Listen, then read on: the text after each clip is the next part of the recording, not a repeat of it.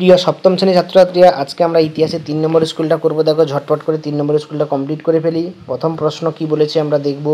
বিলগ্রামের যুদ্ধ হয়েছিল 1540 খ্রিস্টাব্দে। শেরশাহ কৃষকদের পাট্টা দিতেন। রাজপুতদের গুরুত্বপূর্ণ দুর্গ ছিল চিতোর দুর্গ। মোগলরা নিজেদেরকে বলতো তৈমুরির বংশধর।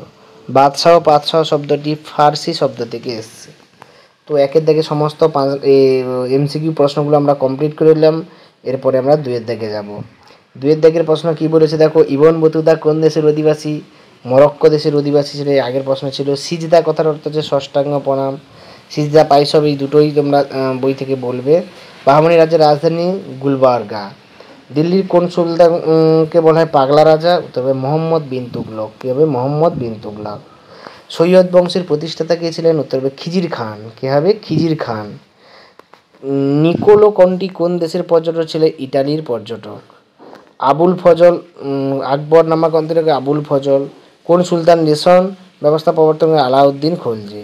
মনসবদারি প্রথা কে প্রবর্তন করে? আকবর 1571 খ্রিস্টাব্দে। এরপরে দেখো, উলাক কি ঘোড়ার মাধ্যমে ডাকপথ? দাগ ও হুলিয়া রামায়ণের 691 পেজে পাবে। রাজিয়া সিংহাসনে বসার পিছনে সমর্থন 89 পেজে পাবে। দিল্লির চাঁদনি চক 144 পেজে। সুলতানি আমলে কোন কোন মুদ্রা প্রচলন ছিল? এটা তোমরা পেয়ে যাবে রূপো এবং তামা, এই দুটো মুদ্রার প্রচলন সেই সময় খুবই গুরুত্বপূর্ণ ছিল। তারপর 3 নম্বরের টিকাগুলো দেখো। তোমার তুরস্ক দণ্ড পাবে সয়কা বইতে 93 পেজে। ঘরঘরার যুদ্ধ 119 পেজে। বণিক কি? এটা পাবে টেক্সট বইতে 103 পেজে। ইলতুৎমিশের সামনে প্রধান 3টি সমস্যা, এটা 89 পেজে পাবে। 12 ভূঁইয়া 121 পেজে তোমরা পেয়ে যাবে। তারপরে দেখো লং কোশ্চেনগুলো। পানিপথের যুদ্ধ কবে কাদের মধ্যে? এখানে জানো 1526 খ্রিস্টাব্দে বাবর ও